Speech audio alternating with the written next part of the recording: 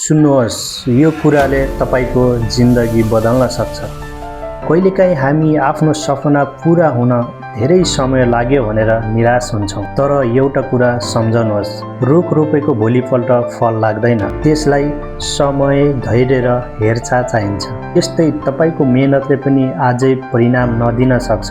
यदि तपाईँ निरन्तर अगाडि बढिरहनु भयो भने सफलताले एक दिन तपाईलाई खोज्दै आउनेछ। अरू मानिसहरू कति अगाडि पुगे भनेर नहेर्नु, आफ्नो यात्रा र आफ्नो प्रगतिमा ध्यान दिनुहोस्।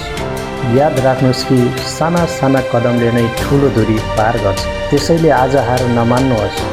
आज फेरि एकपटक प्रयास गर्नुहोस्, किनकि तपाईको भविष्य आजको मेहनतले तय गर्नेछ।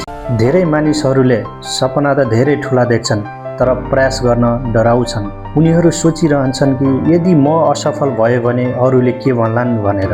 तर याद राख्नुहोस्, सफल मानिसहरू पनि एक दिन तपाईँ र म जस्तै सामान्य थिए।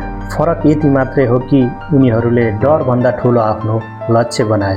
यदि तपाईँ आज सङ्घर्ष गर्दै हुनुहुन्छ भने निराश नहुनुहोस्। आजको मेहनत र दुःख नै भोलिको सफलताको आधार हो। त्यसैले हार नमान्नुहोस्, निरन्तर अगाडि बढिरहनुहोस्, किनकि एक दिन तपाईको मेहनतले नै तपाईको परिचय दिनेछ।